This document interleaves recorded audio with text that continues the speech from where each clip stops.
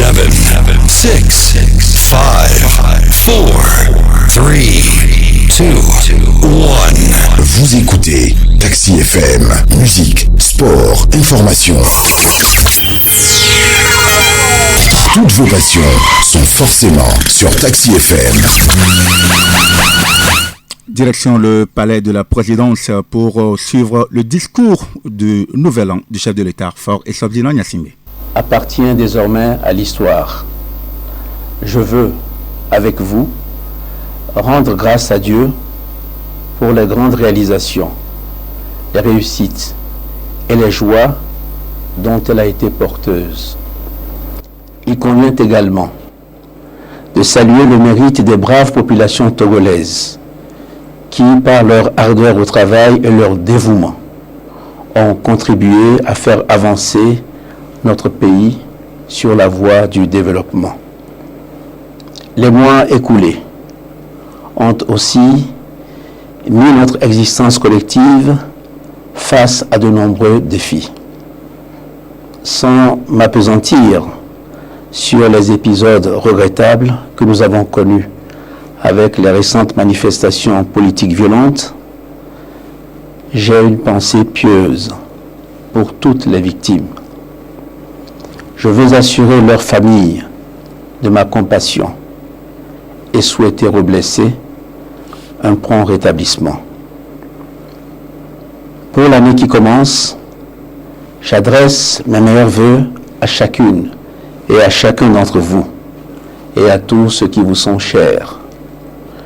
Je souhaite pour notre nation une année de grandes réalisations sur la voie de la construction de la destinée commune. Cette aspiration est à portée de main, mais elle requiert de notre part un engagement résolu et une détermination sans faille, fondée sur l'amour que nous avons pour notre cher Togo. C'est en faisant appel à la fibre patriotique qui vibre en chacun d'entre nous que je veux ébaucher les perspectives de notre pays en 2018. Mes chers compatriotes, pour aborder l'avenir, notre meilleur repère se trouve dans le bilan des mois écoulés, tant il est vrai, selon une sagesse bien de chez nous, que c'est au bout de l'ancienne corde que se tisse la nouvelle. L'année 2017 a permis à notre pays d'enregistrer des succès qui méritent d'être reconnus et renforcés en vue d'en élargir la portée et les retombées. Conformément aux engagements pris, j'ai veillé avec le gouvernement à l'intensification de nos efforts d'assainissement des finances publiques et un accent particulier a été mis sur la rationalisation des dépenses. Le déficit primaire s'est ainsi amélioré avec une incidence positive sur la réduction de la dette publique. L'amélioration des conditions de vie de nos concitoyens et la diversification des mécanismes de soutien de l'État aux couches les plus vulnérables de la population sont restées des préoccupations constantes. Une attention particulière a été portée à l'inclusion sociale à travers des programmes ambitieux et volontaristes dotés des moyens adéquats. Je considère comme des signaux encourageants le dynamisme observé dans la prise en charge des questions de développement par les communautés à la base. Je veux parler des comités villageois de développement ou des comités de développement des quartiers. Il en est de même des premiers résultats notés dans le secteur de la santé quelques mois après l'introduction de la gestion contractualisée dans les structures pilotes d'Atapamé et de Blita. C'est un travail de longue haleine dont les premiers fruits portent en eux toutes les raisons d'espérer. Il doit être poursuivi inlassablement en remettant chaque jour l'ouvrage sur le métier et en affinant les interventions étatiques afin qu'elles répondent encore plus et encore mieux aux attentes des uns et des autres. Togolaises, Togolais, si des avancées ont été réalisées dans plusieurs secteurs, l'animation de la vie politique, en revanche, n'a pas toujours été à la mesure de la profonde aspiration du peuple togolais à la concorde et à la paix. Je voudrais réaffirmer que la cohésion sociale doit rester, pour nous tous, un objectif cardinal dont il est tenu compte en toutes circonstances. Les réformes à mener dans le sens d'une amélioration des normes et des cadres existants ne sont pas incompatibles avec le maintien de la paix civile. Nous avons fait le choix de la démocratie. Il implique une architecture institutionnelle stable qui se conforte progressivement en s'adaptant aux évolutions légitimes souhaitées par notre peuple. Il implique aussi que les acteurs politiques acceptent de se conformer aux règles et d'exercer ses prérogatives dans le respect des droits et libertés de tous les citoyens.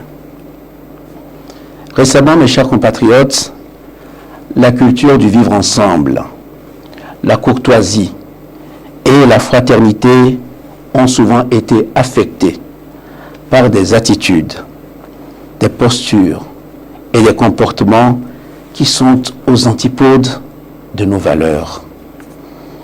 C'est une situation qui m'est intolérable. Elle est préjudiciable à notre marche commune.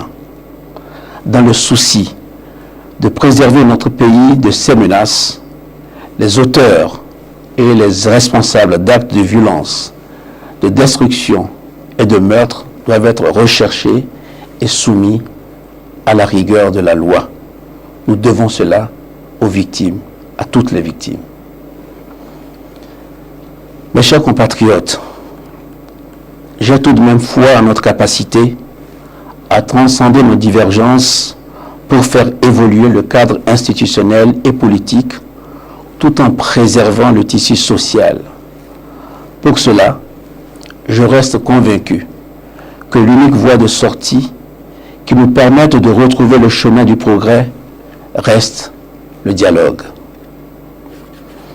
Mes chers compatriotes, le dialogue doit rester la voie privilégiée de résolution des désaccords entre les acteurs politiques.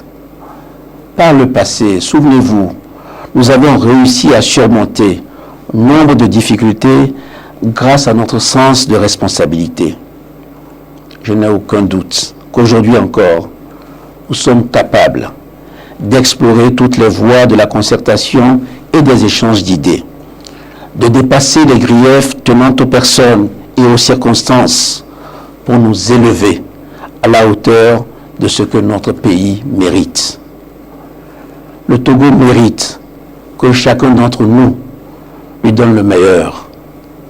Et le meilleur, à mon sens, c'est de valoriser, entretenir et préserver les acquis, puis d'œuvrer à améliorer l'existant en opérant les réformes qui s'imposent dans le respect des principes de l'état de droit et de la démocratie. C'est dans cette optique que j'ai pris au mois de septembre dernier, avec le gouvernement, l'initiative de proposer à la représentation nationale une révision de la Constitution qui limite désormais à 2 le nombre des mandats présidentiels et législatifs et qui introduit pour l'élection du président de la République un mode de scrutin uninominal à 2 tours.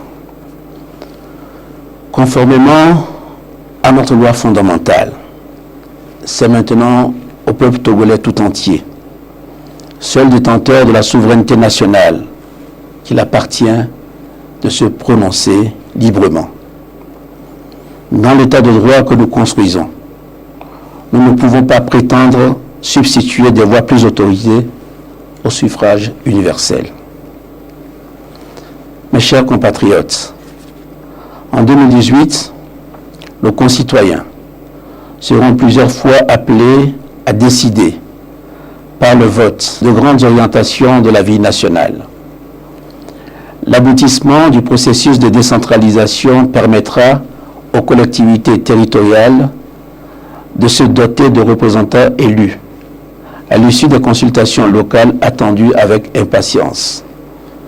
C'est une excellente occasion pour de nombreux talents, jeunes, femmes et hommes de qualité, de se mettre au service de leurs communautés respectives et de la nation tout entière en prenant en main la démocratie et la gouvernance à la base. L'élection des députés à l'Assemblée nationale constituera également un important rendez-vous démocratique auquel je convie la classe politique et l'ensemble des électeurs à participer dans un esprit constructif. Togolaises, Togolais, cette année, le chantier du développement sera poursuivi et les actions intensifiées. Nous continuerons sans relâche de lutter contre les fléaux que sont la pauvreté et la précarité. Le gouvernement reste guidé par la nécessité de conforter la croissance, d'améliorer le partage de la richesse nationale en insistant sur l'inclusion financière et sociale et de mettre les institutions au service de tous les citoyens sans exclusion. À cet effet, les filets sociaux seront sensiblement renforcés, notamment en portant le nombre des ménages bénéficiaires des transferts monétaires de 30 000 actuellement à 120 000 durant les 3 prochaines années. La jeunesse togolaise, notre chère jeunesse, sera au cœur des interventions de l'État. Son dynamisme et son engagement doivent être soutenus et accompagnés. Je demeure persuadé que les solutions les plus pertinentes aux problématiques de l'éducation, de l'emploi et de l'insertion des jeunes sont celles qui sont nourries par leurs propres réflexions et contributions. Dans les mois qui viennent, j'aurai avec eux une rencontre pour débattre des projets que je compte mettre en œuvre. Ils englobent, entre autres, la récompense du mérite scolaire, le renforcement de l'autonomie ou encore l'appui à l'entrepreneuriat. J'envisage par exemple que l'attribution des marchés publics réserve un quota allant jusqu'à 20% aux jeunes entrepreneurs et aux femmes qui bénéficieront par ailleurs de procédures allégées. Je souhaite que nous engagions un échange fructueux sur l'ensemble de ces questions. L'accent sera aussi mis sur la qualité de la formation professionnelle, car c'est d'elle que proviennent les outils et compétences nécessaires à une réelle participation des jeunes au développement. À l'instar de ce que nous avons fait dans la préfecture de l'Est-Mono, en démarrant la construction de l'Institut de formation pour l'agro-développement, 10 nouveaux instituts de formation pour le développement seront créés sur les 5 années qui viennent dans les domaines de l'agriculture, de la logistique, du bâtiment, des transports, du numérique et de l'énergie. En matière de santé et de protection sociale, les initiatives seront portées à une plus grande échelle. La gestion contractuelle des structures publiques de santé a fait ses premières preuves. Je l'ai éprouvé moi-même en me rendant au centre hospitalier régional d'Atapamé. Cette gestion contractuelle sera étendue dès cette année à tous les hôpitaux, les centres hospitaliers universitaires et les centres hospitaliers régionaux, en commençant par Kara et Lomé. Le gouvernement prendra les mesures idoines pour faire de la couverture assurance une réalité pour les 2 millions d'élèves initialement visés.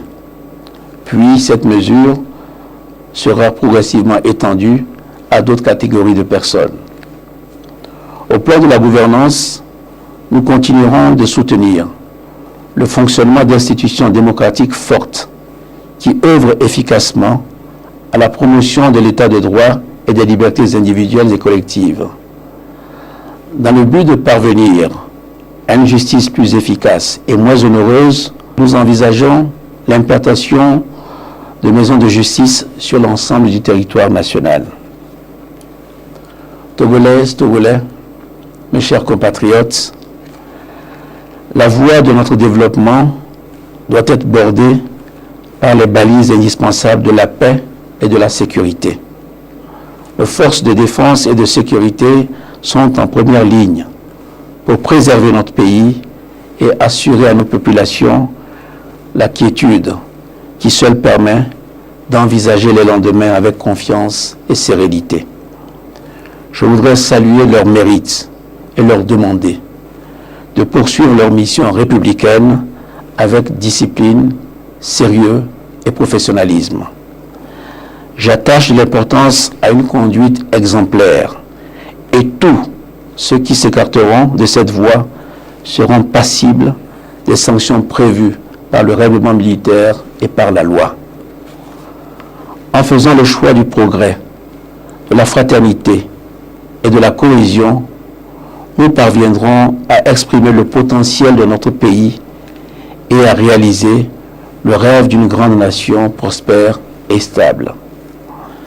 C'est à cela que je nous convie tous, alors que l'année qui commence nous offre l'occasion de former des desseins salutaires pour notre pays et de nous engager résolument à les réaliser au long des mois qui viennent. Ma confiance est grande que nous en sommes capables si nous sommes unis. Je vous réitère mes vœux de bonne et heureuse année 2018.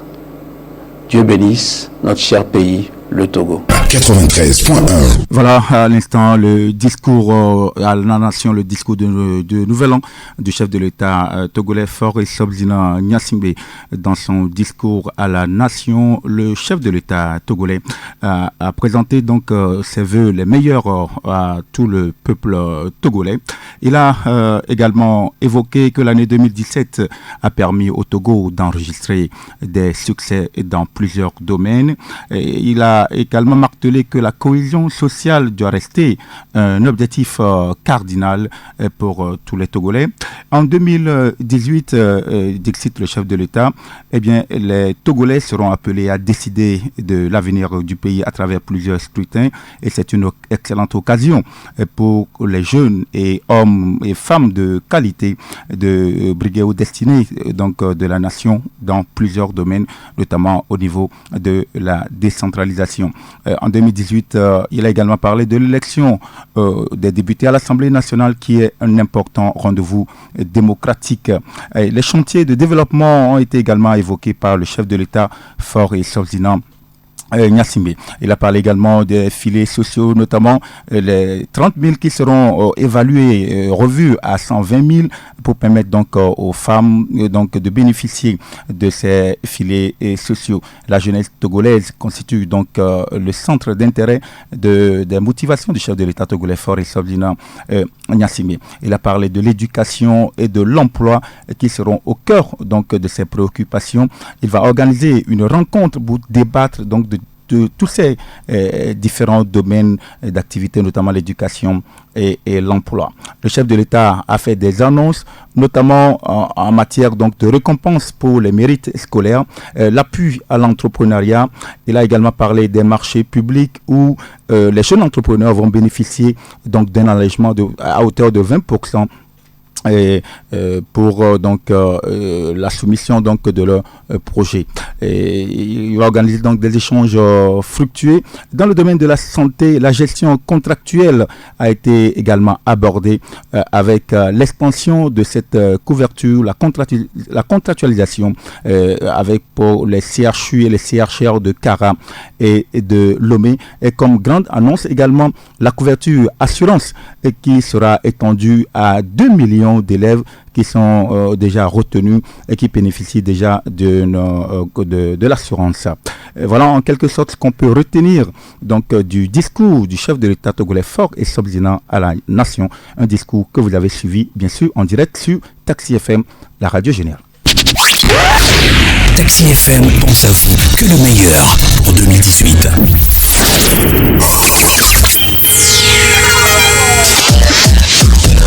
Taxi FM 93.1, au cœur des grands événements. Taxi FM vous souhaite une bonne année 2018. Taxi FM, la radio géniale.